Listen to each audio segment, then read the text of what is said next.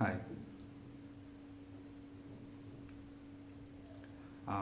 This video is for you, Miss Pooja, my Musi, and to everyone, त्यो सबै व्यक्तिहरूको लागि जसले भन्छन् म कसैलाई माया गर्छु। त्यो सबै व्यक्तिहरूले जसले कसैको विश्वास जित्नको लागि, कसैको लाइफमा आफ्नो स्थान बनाउनको लागि धेरै किसिमका प्रमिसेसहरू वचनहरू दिन्छन्। So this is for everyone.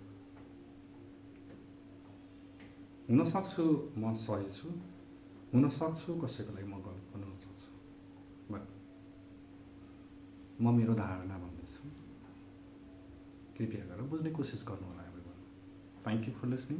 Please listen it very carefully. It's my request.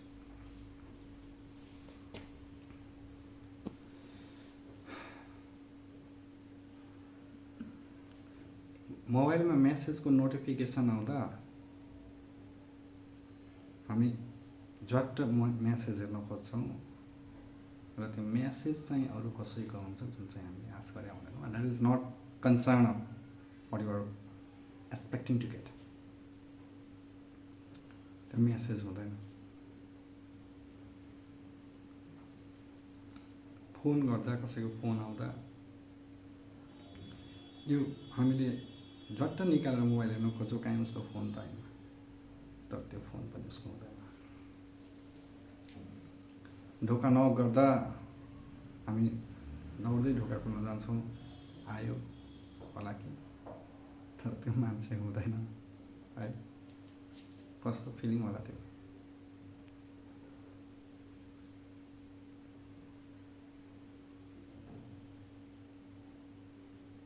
हरेक दिन सुत्न जाँदा सुत्दाखेरि उसको याद आउनु र उस छेउछाउमा नहुनु, आँखा बन्द हुँदा उसकै सपना आउनु, बेहोस हुँदा आफूले एक्लै पाउनु, त्यो पिन कस्तो होला।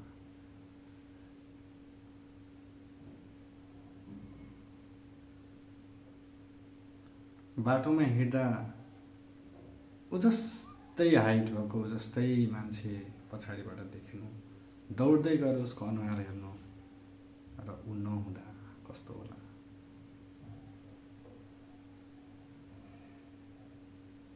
कुरा यहाँ एउटा व्यक्तिको होइन, कुरा यहाँ एउटा सम्बन्धको हो, कुरा यहाँ विश्वासको हो, कुरा यहाँ एक अर्काप्रति दिएको बोली वचनको हो, कुरा यहाँ समर्पणको हो, कुरा यहाँ कसैको जीवनको हो।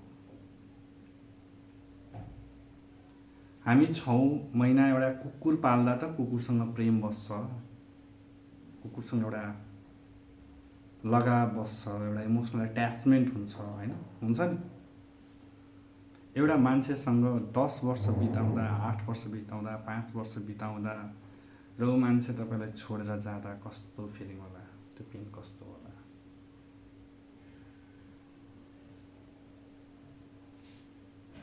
एउटा रिलेसनसिप दुईजना बीच मात्रै लुकेको अवस्था छुट्टै हुन्छ। एउटा रिलेसनसिप दुईटै परिवारमा थाहा भएपछि मलाई थाहा छैन भनेको सुन्न पाउँदा कस्तो होला। जसलाई आफ्नो इज्जत, मान मर्यादा, मेरो प्राइड हो, मेरो मेरो मेरो सबैभन्दा ठुलो प्रेम हो, संसार हो, मेरो सब कुरा उही हो भनेर सबको अगाडि दर्शाउँदा र पछाडि हेर्दा पछि नहुँदा कस्तो होला हैन। त्यही केही दिन पछि उसँगै नहुँदा त्यो साथीले तेरो संसार खोइ, तेरो इज्जत मर्यादा खोइ, तैँले जसलाई त्यति केयर गरिस् त्यो मान्छे खोइ भन्दा र उसलाई आफूसँग नपाउँदा कस्तो होला। महसुस गर्नु भएको छ यो पेन।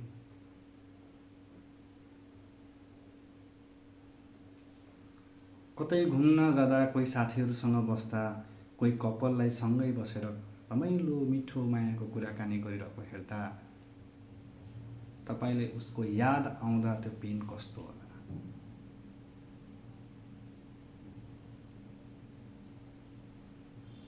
हरेक दिन हरेक साँझ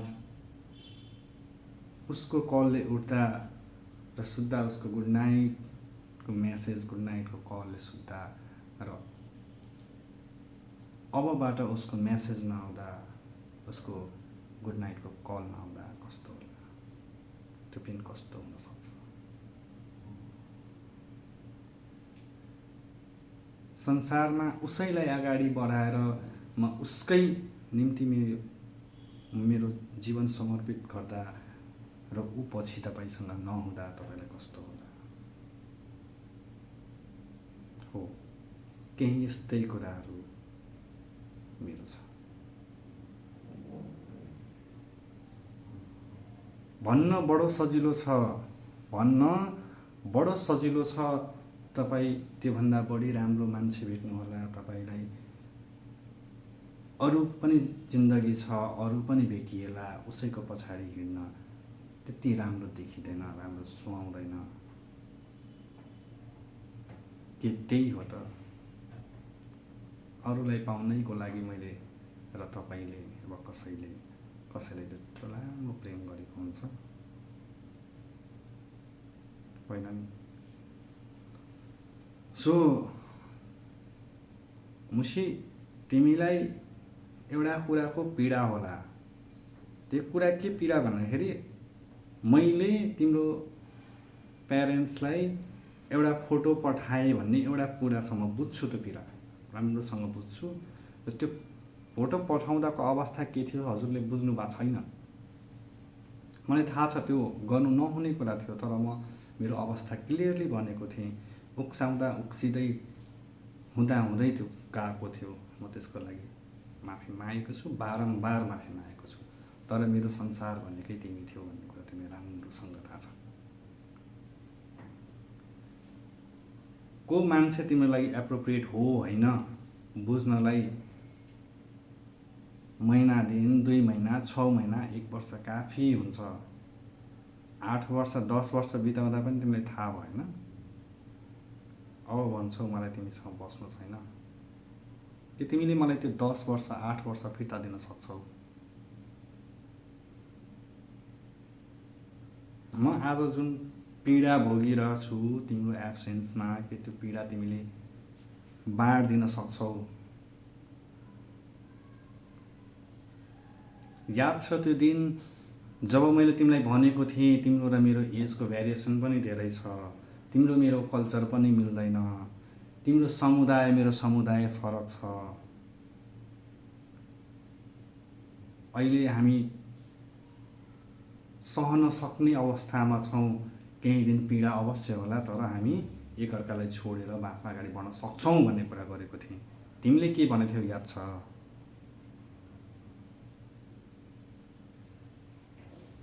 तिमीले भनेको थियौ मलाई त्यो सब कुराको कुनै आवश्यकता छैन, मलाई त्यो कुराको कुनै इम्पोर्टेन्स छैन, महत्त्व छैन। मेरो घरमा अलरेडी 12-13 वर्ष क्या भएको विवाहित मान्छेहरू हुनुहुन्छ मेरो फ्यामिलीमा। नाम भन्दिनँ म, जो हुनुहुन्छ उहाँले बुझ्नुहुन्छ होला पक्कै पनि। उहाँबिच राम्रो सम्बन्ध छ, उनीहरूको बालबच्चा छ, सबै कुरा राम्रो भइरहेछ भने तपाईँको र मेरो किन हुन सक्दैन? त्यसपछि मैले भनेको थिएँ पछि म तिम्रै भरमा जिन्दगीको सबै सपनाहरू देखाउँला, सबै संसार मेरो सजाउँला, तर तिमी नै छोडेर गयौ भने त्यतिखेर मैले के गरेँ? तिमीले त जोसिएर मलाई यसरी भन्यौ कि बापरे, मलाई त त्योभन्दा ठुलो कुरै लागेन। वास्तवमा कसैलाई लाग्दैन। तिमीले भन्यौ यदि मैले कुनै पनि कारणले, कुनै सर्कमस्टान्सेसले गर्दाखेरि मैले तपाईँलाई छोडेछु भने तपाईँ र म भएको धेरै सम्पूर्ण फोटोज भिडियोजहरू छ, प्राइभेटदेखि लिएर सबै जस्तो एउटा वाइफ हस्बेन्डको हुन्छ त्यो सबै सम्बन्धको भिडियो तपाईँसँग छ, फोटोजहरू छ। तपाईँ मेरो समाजमा मेरो इष्टमित्रहरूलाई रिलेटिभ्सहरूलाई आफन्तहरूमा सेयर गर्नुहोस्। म केही भन्दिनँ। म तिमीलाई माया गर्छु भनेर रोकेको हो, तिमीसँग प्रेम छ भनेर रोकेको हो। तिमीसँग प्रेम छ भनेर पनि त्यो गरेको हो। बनाएको त्यो फोटोज खिचे आफूसँगै, म पनि छु त्यसमा, तिमी पनि छौ, तिम्रो बोली छ, मेरो बोली छ, धेरै कुराहरू छ।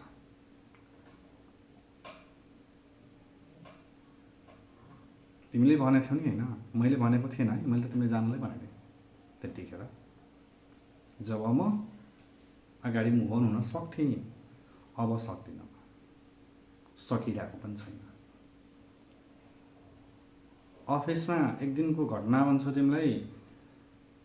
बिहानदेखि बेलुकासम्म म विद्यार्थीहरूलाई काउन्सिलिङ गर्न बसिरहेको थिएँ।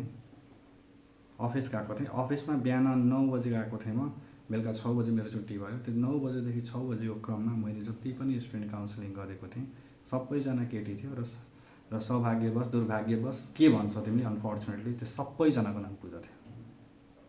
के भन्छ तिमी यसलाई?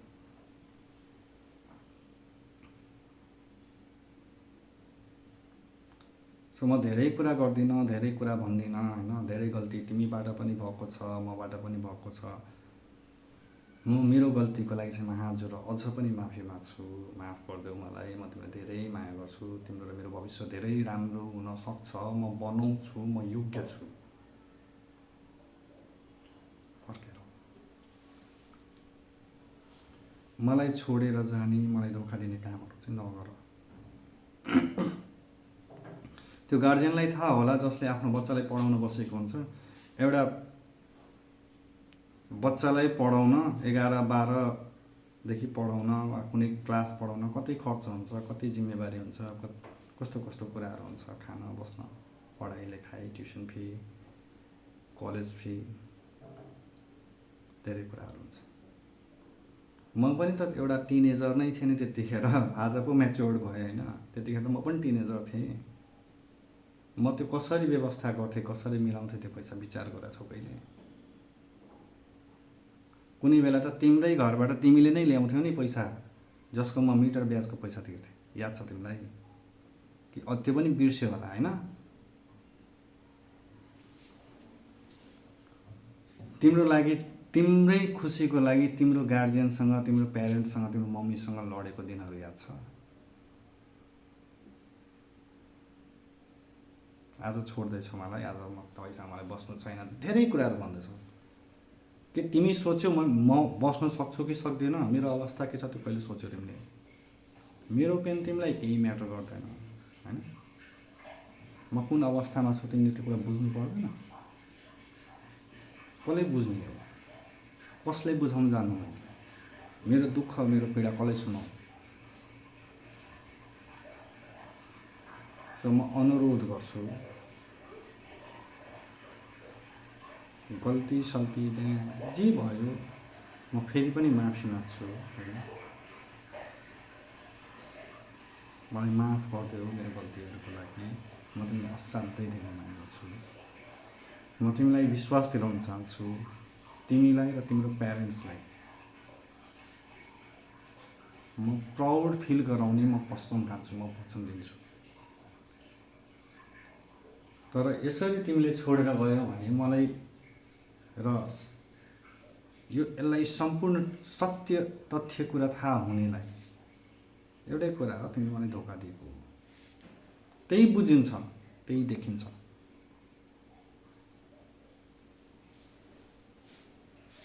रुँदै भिख माग्न सक्छु, म रोइरहेछु हरेक बेला। आँखामा आँसु देखाउन नै रुवाइ हुँदैन नि। चर्छ कति रुनु हो। तिमीलाई माया नगरेको भए यो भिडियो बनाउने थिइनँ। तिमीसँग प्रेम नभएको भए म अरू नै केटीसँग हुन्थेँ, अरूसँग सम्बन्ध हुन्थ्यो। तिमीलाई म किन वास्ता गर्थेँ, किन यो म्यासेज गर्नु, किन यो भिडियो बनाउँथेँ, तिमीलाई किन केही भन्थेँ, किन सुनाउन जान्थेँ? छैन नि। गल्ती सल्ती माफ गर, बिर्स त्यो कुराहरू। जे कुरा भयो भयो। मैले जानी जानी केही गल्ती गरेको छैन र मैले जे पनि गरेको छु तिमीले नसोधी केही पनि गरेको छैन। अझ पनि भन्दैछु, आऊ मलाई तिमीले भनेको काम गर्न बाध्य नबनाऊ। तिमीले नै भनेको थियौ मलाई धोका। म एउटा कुरा तिमीलाई क्लियरली भन्छु, मेरो लाइफ बर्बाद हुन्छ तिमी भएनौ भने। भइसकेको छ, आधी 80% भइसकेको छ। तिमी बिनाको जिन्दगी मलाई चाहिँदै चाहिँदैन, मलाई मतलब पनि छैन अब, होइन? मलाई धोका दिएर तिमी चाहन्छौ, तिमीलाई लाग्छ कि मलाई धोका दिने मान्छेले म छोडिदिन्छु भने म एकदम राम्रोसँग भन्दैछु, म त्यो व्यक्तिलाई कुनै हालतमा छोड्दिनँ। म त्यो व्यक्तिलाई मेरो हरेक पेनको फिल गराउँछु, यो पेन हुन्छ कस्तो। ट्रस्ट मी, म कसैलाई छोड्दिनँ। मलाई यो दुःख, यो पीडासम्म ल्याउने कुनै व्यक्तिलाई म छोड्दिनँ। र छोड्नुपर्छ भन्ने एउटा रिजन बताऊ मलाई, एउटा आधार बताऊ, म छोडिदिन्छु। म केही भन्दिनँ। मैले तिम्रो लागि मेरो घरदेखि लिएर तिम्रो घरसम्म पनि लडेको छु।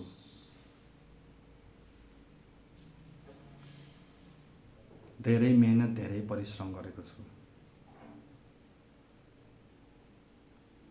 म यो सब म तिमीलाई गरेको तिमीलाई के गरेँ भन्ने सुनाउनलाई होइन, तिमीलाई याद दिलाउनलाई भन्दैछु। यदि तिमीलाई याद भएको भए मलाई आज यो सब बनाउनु पर्दैन थियो, यो भन्नु पर्दैन थियो। कृपया गरेर फर्केर आऊ। के गर्नुपर्छ मैले हाम्रो रिलेसन जोगाउनको लागि, हामी सँगै हुनको लागि मलाई के गर्नुपर्छ? तिमीलाई के चाहिन्छ भन। गर्न सकिनँ अनि भन्नु। तिम्रो साथ भयो भने म संसारको जुनसुकै कम्पिटिसन जित्न सक्छु, जुनसुकै सम्भावनात्मक कुरा मैले गर्न सक्छु। सो मलाई धेरै दुःख नदिस्यो हजुर, चाँडै आइस्यो। हजुरले भन्नुभएको कुरा मलाई गर्न बाध्य नबनाउनुहोस्। मलाई धोका दिनुभयो भने म छोड्नेवाला चाहिँ छैन है।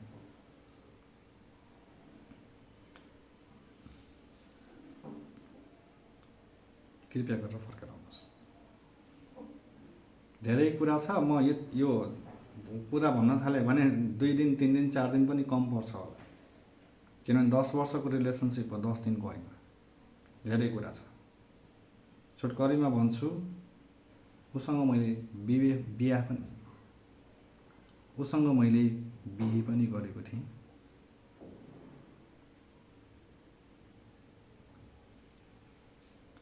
र सँगै बसेको थियौँ। उसको घरमा पनि म जान्थेँ, बस्थेँ।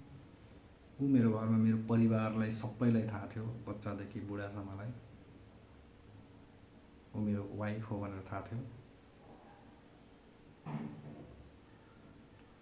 कृपया गरेर जी भयो भयो। मैले त्यस्तो कुनै ठुलो अपराध, तिम्रो इज्जतै लुट्ने काम त गरेको छैन। बोलचुक मसँग पनि भयो, रिस रागमा केही भयो होला, तर त्यस्तो होइन जसले तिम्रो लाइफमै बर्बाद हुने त मैले केही पनि गरेको छैन। तर तिमीले मेरो अहिले तिमी गर्न केही गरिरहेको छैन, तर तिम्रो एब्सेन्सले किनभने मेरो लाइफ त मैले तिमीसँग देखेको हो नि त, तिम्रो बोली वचनले गरेर न देखेको हो। मैले एक्लै त देखे होइन नि त। अब आज तिमीलाई सँगै नपाउँदा मेरो लाइफ बर्बाद भइरहेको छ। सो कृपया गरेर कुराहरू बुझिदिनुहोस्, आउनुहोस्। तपाईँले भनेकै कुरा मलाई गर्न बाध्य नबनाउनुहोस्। मलाई धोका दिनलाई म कुनै हालतमा छोड्नेवाला छैन। म हात जोडेर विनम्र अनुरोध गर्छु, तिम्रो खुट्टा ढोक्छु। मुसी, I love you so much. फर्केर आऊ।